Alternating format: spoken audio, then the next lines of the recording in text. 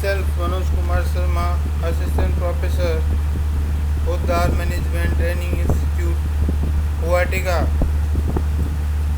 Students, today we will teach about the theory of the segment psychosexual development theory. विद्यार्थियों, segment fried के बारे में आपने पहले एक सिद्धांत में पढ़ा था, लेकिन आज हम उनके मनोलैंगिक सिद्धांत के बारे में अध्ययन करेंगे। प्रस्तुत तस्वीर आपके सामने सिगमंड की है। इनका पूरा नाम सिगमंड फ्राइड है। इनका जन्म 6 मई 1856 में ऑस्ट्रेलिया में हुआ। ये बहुत बड़े न्यूरोलॉजिस्ट थे, साइकोथेरेपिस्ट थे और साइको एनालिसिस करने वाले बहुत बड़े विद्वान थे। अगर इनके बारे में बात की जाए तो करीब 5 साइकोलॉजी की books, 10 journal books, 13 science and math की बुक्स और 17 मेडिकल बुक्स और 37 health, fitness and dieting books इन्होंने पब्लिश की थी। और इसके अलावा इन्होंने different kind of the papers, newspapers में इन्होंने अपने अलग अलग आर्टिकल्स दिए थे। तो उस समय के जाने माने और प्रखर विद्वान रहे हैं। अब सबसे पहले हम फ्राइड के व्यक्तित्व का मनोलैंगिक सिद्धांत इसे कहा जाता है। इसे psychosexual development theory of the personality भी इसको कहा गया है। ध्यान से देखिए, psychosexual development theory of personality. विद्यार्थियों, इन्होंने 3 इम्पोर्टेंट बुक्स जो थी वो इन्होंने जो है पब्लिश की थी। पहले राइटिंग की, उसके बाद में पब्लिश की। और पहली जो बुक थी वो थी origin and the development of the psycho analysis. दूसरी थी ड्रीम साइकोलॉजी और तीसरी थी द इंटरप्रिटेशन ऑफ ड्रीम्स। तीनों ही बहुत ही, ये कहा जाए इनके बारे में कि ज़बरदस्त और उस समय के लेखकों को प्रेरित करने वाली, विद्यार्थियों को प्रेरित करने वाली ऐसी बुक्स थी। जो पहली बुक्स में इन्होंने मूल विकास और मनोविश्लेषणात्मक के संदर्भ में लेख लिखे थे। दूसरी बुक इन्होंने ड्रीम साइकोलॉजी ये 1819 में लिखी। इसमें इन्होंने स्वप्न मनोविज्ञान के संदर्भ में लिखा। और तीसरी सिगमंड फ्राइड द्वारा लिखी हुई इंटरप्रिटेशन ऑफ द ड्रीम्स, इन्होंने जो है स्वप्न व्याख्या के रूप में कि जो स्वप्न आते हैं वो उसका क्या अर्थ होता है, किस तरीके से स्वप्न आते हैं, उस समय मस्तिष्क की क्या स्थिति होती है और ये किस प्रकार से उस समय कार्य करते हैं और कितने जो है प्रकार के स्वप्न इसमें हैं। तो इसमें इन्होंने जो है काफ़ी इन्होंने रिसर्च किया और रिसर्च करने के बाद इन्होंने जो है ये हमारे सामने रखा। इसके बाद है फ्राइड का मनोलैंगिक विकास का सिद्धांत। फ्राइड का मनोलैंगिक विकास का सिद्धांत इसे कहते हैं। इसमें देखिए इन्होंने कहा कि व्यक्तित्व निर्माण में बाल्यावस्था बहुत ही महत्वपूर्ण होती है। आपने पहले कई बुक्स में आपने सुना होगा, विद्वानों ने कहा है कि बाल्यावस्था जो होती है वो गोल्डन पीरियड ऑफ लाइफ होती है। उसको जो है स्वर्णिम काल कहा जाता है। आयु काल का बहुत ही स्वर्णिम काल होता है। वो इसलिए होता है कि इस समय बाल्यावस्था जो होती है वो बिल्कुल जो है निश्चिंत रहने वाली और किसी तरह का कोई स्थिति में तनाव न लेने वाली इस प्रकार की कही गई है। दूसरा है, इसमें लैंगिक आनंद की प्राप्ति को व्यक्तित्व विकास में बहुत महत्वपूर्ण माना है। इस अवस्था में भी अनुभवों की व्याख्या फ्राइड ने लैंगिक आधार पर ही की है।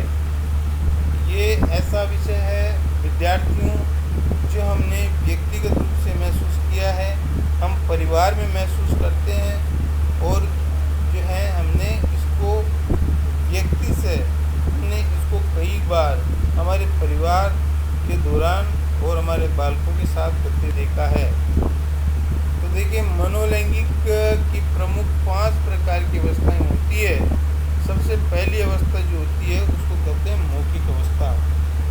मौखिक अवस्था इसकी ओरल स्टेज इसको कहा जाता है, और इसकी जो आयु होती है, इसका जो टाइम पीरियड होता है वो जन्म से 2 वर्ष तक के मध्य होता है। फ्राइड के अनुसार व्यक्तित्व निर्माण की ये प्रथम अवस्था कहलाती है। जब बालक जन्म लेता है तभी बालक को क्रियाओं का केंद्र मुख रहता है। किसी भी प्रकार की कोई भी वस्तु अगर उसको दी जाए तो वो मुंह में लेने का प्रयास करता है। ये फ्राइड ने महसूस किया और ये कहा कि ये जो है उसको इस प्रकार से किसी भी वस्तु को मुख में लेने से उसे आनंद की प्राप्ति होती है, और वह इस प्रकार के कार्य को बार बार दोहराता है, और वह अपने वातावरण को जो है सुख के रूप में अनुभव करता है। और ये मुख्य क्रियाएं उसका, जैसे अंगूठा चूसना है, किसी वस्तु को चबाना है, काटना है, तो कई प्रकार से वह अपनी इस प्रकार की स्थिति को जो है दोहराता है और कोशिश करता है आनंद प्राप्ति की। अब दूसरी अवस्था होती है विद्यार्थियों बुधा अवस्था। इसको एनल स्टेज कहा जाता है। ये अवस्था 2 से 3 वर्ष के मध्य की होती है। इस अवस्था में बालक अपनी भावनाओं को अभिव्यक्ति गुदा मार्ग के द्वारा करता है। गुदा निष्कासन उत्सर्जन में आनंद की प्राप्ति होती है, और इसके प्रकार उत्सर्जन में इसकी जो है इसको एक विशेष प्रकार का सुख प्राप्त होता है, ऐसा उन्होंने महसूस किया और कहा। तीसरी है फैलिक अवस्था जिसे कहते हैं, और ये अवस्था जो होती है ये 4 वर्ष से लेकर 6 वर्ष के बीच की होती है। जरा आप ध्यान से देखिए, ये लैंगिक अवस्थाओं में बटी हुई ये महत्वपूर्ण तीसरी अवस्था है। इस अवस्था में लेविडो एक नाम लिया है उन्होंने। लैंगिक अवस्था के दौरान फ्राइड ने एक नाम लिया है लेविडो। ये क्या होता है? ये होता है कि काम के द्वारा जो है संतुष्टि प्राप्त करना। तो इस अवस्था में की प्राप्ति जो है विभिन्न प्रकार से बालक के व्यवहार को देखने से मिलती है। और ये आप विशेष रूप से ध्यान रखना विद्यार्थियों कि पुरुष लिंग का बालक अपनी माता के प्रति अत्यधिक आकर्षित होता है, और वह आकर्षण कभी कभी उसके पिता के खिलाफ नकारात्मक क्रियाओं को करने के लिए प्रेरित कर देता है। यानी विपरीत लिंग के प्रति उनके आकर्षण उनके मन में उत्पन्न होता है। तो इसको जो है ओडिपस कॉम्प्लेक्स कहते हैं। आकर्षण जो फ्राइड ने इसको ओडिपस कॉम्प्लेक्स के नाम से जाना है। इसी प्रकार से स्त्रीलिंग की बालिका अपने पिता के प्रति आकर्षित होती है। इस भावनाओं को फ्राइड ने इलेक्ट्रॉन कॉम्प्लेक्स के नाम से जाना है। तो उन्होंने ये कहा कि जो है बचपन में बाल्यावस्था में जब बालक की या बालिका की अवस्था 4 से 6 वर्ष की मध्य की होती है, तब विपरीत लिंग के प्रति आकर्षित होते हैं। ये उनमें क्रिया स्वाभाविक होती है। इसके बाद में चौथी क्रिया है सुप्त अवस्था। ये अवस्था 6 से 12 वर्ष के बीच की होती है। ये पूर्व किशोर अवस्था होती है 6 से 12 वर्ष से। फ्राइड ने इसके अनुसार व्यक्तित्व निर्माण के लिए लैंगिक भावनाएं छुपी रहती है, और बालक बालिकाओं के पृथक पृथक समूह इसमें बनते नजर आते हैं। विद्यार्थियों, आपने देखा होगा कि बालक हो या बालिका हो, विद्यालयों में विभिन्न प्रकार के छोटे छोटे समूह में वो रहना पसंद करते हैं। समूह की संख्या 2 से अधिक और 10 से कम भी हो सकती है या इससे ज़्यादा भी हो सकती है। इस दौरान ये अपनी व्यक्तिगत बातों में रुचि लेते हैं और अपने रुचिकर विषयों के संदर्भ में ये बात करते हैं। ये फ्राइड के अनुसार उन्होंने ये लैंगिक भावनाएं इनमें छुपी हुई रहती है और ये इस तरह की जो है गुप्त वार्ताओं को भी अंजाम देते हैं। ये इस प्रकार से विभिन्न विद्वानों ने भी अनुभव किया है। इसके बाद में नेक्स्ट है कि लैंगिक अवस्थाएं क्या होती है। ये है जेनेटिक स्टेज, जो करीब 13 वर्ष की आयु को जब प्राप्त हो जाती है बालक हो या बालिका, तो इस अवस्था में बालक शारीरिक, मानसिक, संवेदनात्मक परिपक्वता दर्शाता है।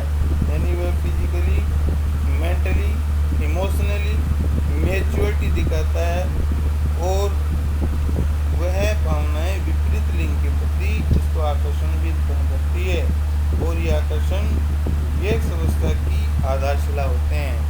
यानी जिसको प्री एडोलेसेंस कहते हैं, ये अवस्थाएं उस समय उत्पन्न होती है और कोई भी बालक उपरोक्त अवस्थाओं को सामान्य संतुलन के व्यक्तित्व के सामान्य संतुलन बनाता है। परंतु यदि कोई अवस्था में ये बालक इसमें स्थिर नहीं रहता है तो वह बालक गलत दिशा में जाने का प्रयास करता है और ऐसे कार्य कर बैठता है जो कानूनी रूप से ठीक नहीं होते हैं और कानून के विरुद्ध होते हैं।